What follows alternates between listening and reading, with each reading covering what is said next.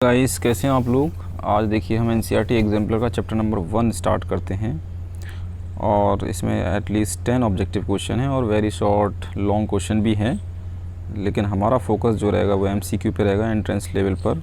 Different national level के जो भी entrance chapter 1 matter in our surrounding, ठीक है। जो भी नेशनल लेवल के आपके एंट्रेंस हैं, जामिया है, एमयू है, other BHU, all the national level exams में ये एनसीईआरटी एग्जाम्पलर सीरीज़ आपके काम आने वाली है। तो ये केमिस्ट्री का चैप्टर नंबर 1 स्टार्ट करते हैं।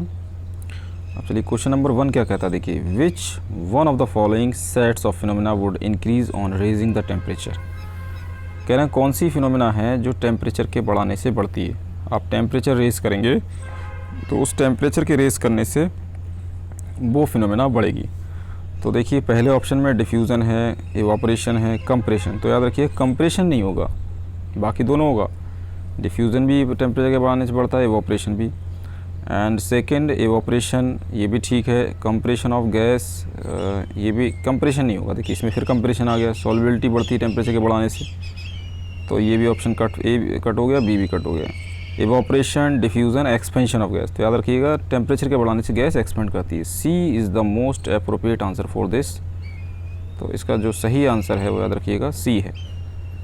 इवापोरेशन होगा, डिफ्यूज़न भी बढ़ेगा टेम्परेचर के बढ़ाने से, would increase on raising the temperature. तो वही है कि टेम्परेचर के बढ़ाने से क्या बढ़ रहा है। And C is the most appropriate answer. Expansion of gas, diffusion और इवापोरेशन, टेम्परेचर के बढ़ाने से ये तीनों फिनोमेना जो हैं बढ़ती हैं।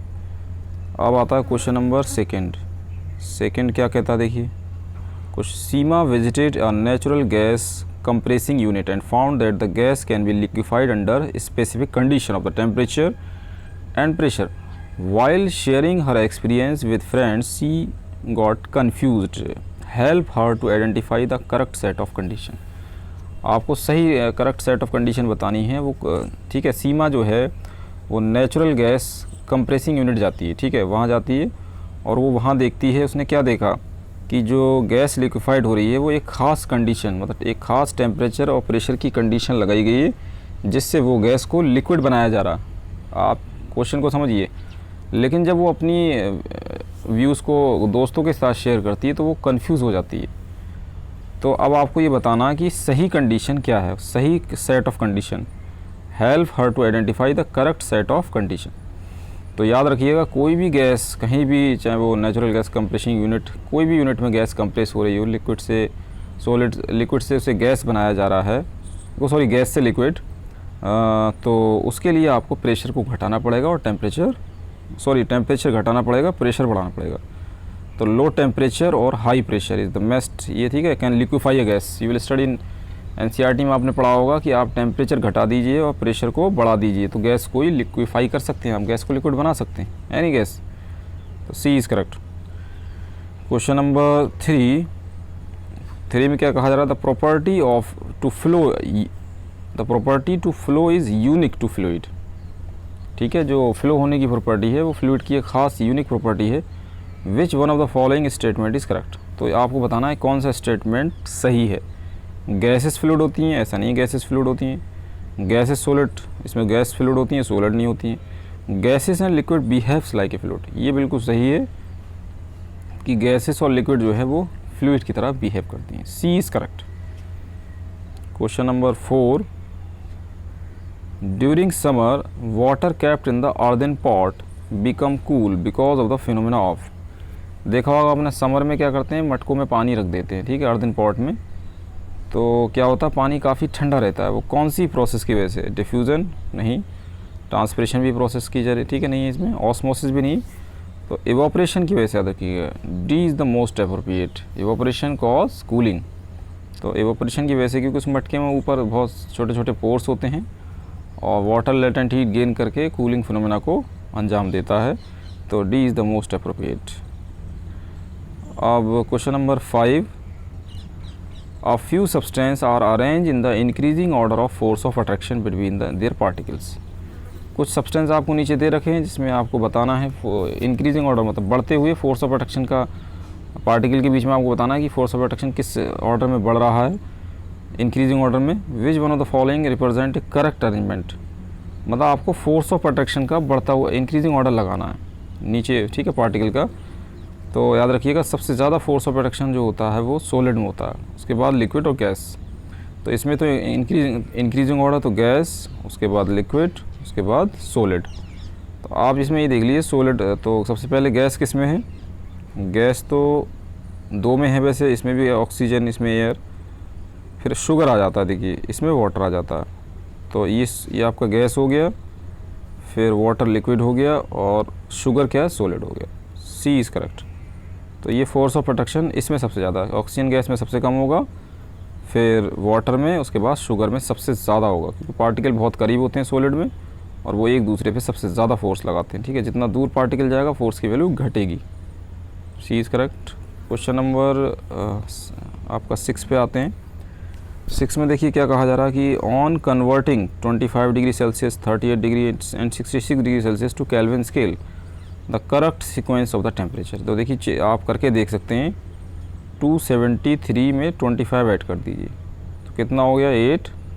तो ये 298 हो गया। अब 298 तो 3 में है, तो एक तो वैसे कट गया आपका, ये होगा ही नहीं, सी कट गया। और देखते हैं करके चेंज, तो 273 में आप ऐड करिए 66, लास्ट वाला, तो 6 और 3 9 हो गया आपका, और 4 हो गया, और ये हो गया आपका 349, सॉरी 349, 9, 273 में मैंने 66 ऐड किया है, 6 और 3 9 होता है, और 7 2 ज़ा 14 होता है ना, तो 4 हो गया आपका, और ये 349, 273 में मैंने 66 जोड़ा तो आ गया 34।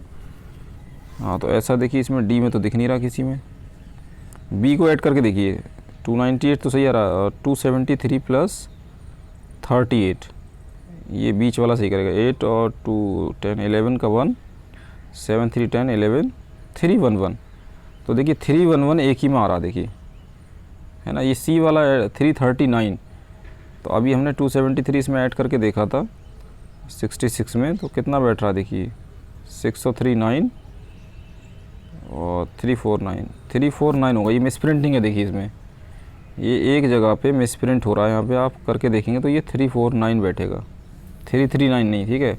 लेकिन दोनों ये शुरू के बिल्कुल सही बैठ रहे हैं, 298 और 311। तो A is the most appropriate answer for this, ठीक है। ए इसका सही है, लेकिन इसका जो टोटल हो रहा है, ये टोटल यहाँ पे कितना होगा? 349। तो मिसप्रिंटिंग हो जाती है एनसीईआरटी एग्जाम्पलर में, कोई प्रॉब्लम नहीं है, देख सकते हैं आप करके, आपको उतना ही आएगा। Question number 7, choose the correct statement of the following. आपको सही ऑप्शन बताना है।